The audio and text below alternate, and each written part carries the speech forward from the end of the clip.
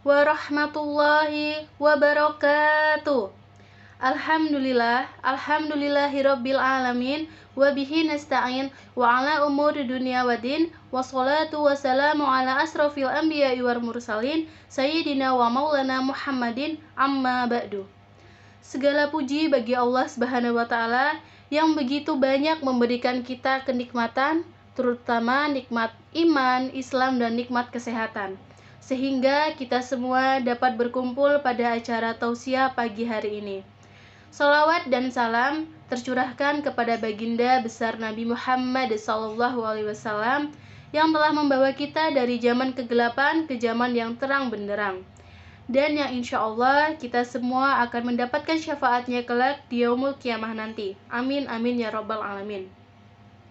Sebelum saya menyampaikan tausiah, izinkanlah saya memperkenalkan diri, karena ada pepatah yang mengatakan tak kenal maka tak sayang. Baik, nama saya Evita Nurmasari, NPM 1901012012. Saya dari kelas C Prodi PAI. Teman-temanku sekalian yang dirahmati oleh Allah Subhanahu wa taala, pada tausiah kali ini saya membawakan tema bahayanya meninggalkan sholat. Sholat hukumnya wajib bagi setiap orang Islam yang telah memenuhi syarat, baik laki-laki maupun perempuan, terkecuali orang gila, anak kecil yang belum balik, dan wanita yang sedang mengalami haid atau nifas.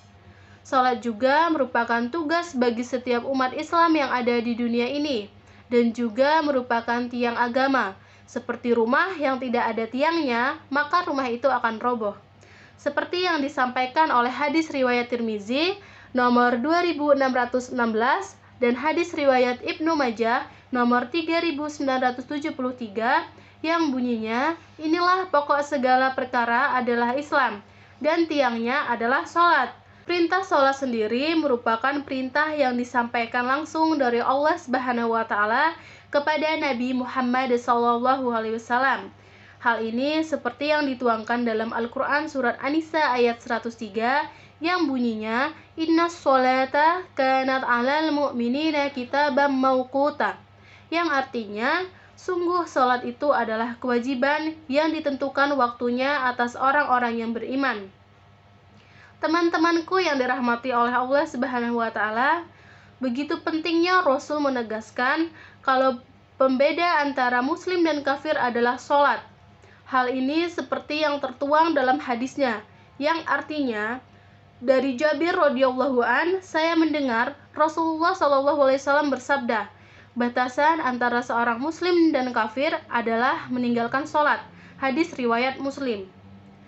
Teman-temanku semua yang dirahmati oleh Allah Subhanahu wa taala, kita semua tahu bahwasannya di akhirat nanti sholat adalah amal pertama yang ditanyakan oleh Allah Subhanahu wa taala. Seandainya sholat kita benar, amal yang lain akan Allah perbaiki. Seandainya sholat orang itu rusak, maka amal yang lain akan ikut rusak bersamanya. Sholat merupakan satu-satunya ikatan antara seorang manusia dengan penciptanya. Jadi, ketika kita tidak sholat, sama saja kita memutus keislaman dan keimanan kita kepada Allah Subhanahu wa taala. Lantas, bagaimana kita berharap pertolongan dari Allah jika kita sudah memutuskan ikatan kita kepada Allah?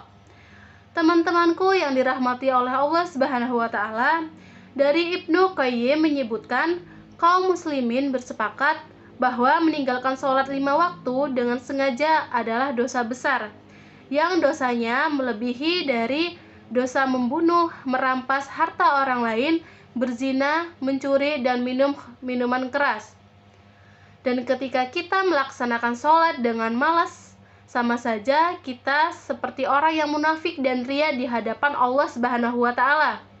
Seperti yang dituangkan dalam Quran surat An-Nisa ayat 142, yang artinya sesungguhnya orang munafik itu hendak menipu Allah, tetapi Allah lah yang menipu mereka. Apabila mereka berdiri untuk sholat, mereka lakukan dengan malas, mereka bermasuk ria, ingin dipuji di hadapan manusia. Orang yang sholat dengan bermalas-malasan saja dianggap orang munafik dan dimasukkan ke api neraka jahanam. Apalagi orang yang dengan sengaja meninggalkan sholat, Masuk ke neraka manakah mereka? Nauzubillah min dzalik, bukan? Maka dari itu, ayo kita sama-sama berusaha menjadi insan yang lebih baik di setiap harinya, dan ayo kita kerjakan ibadah wajib yang Allah perintahkan.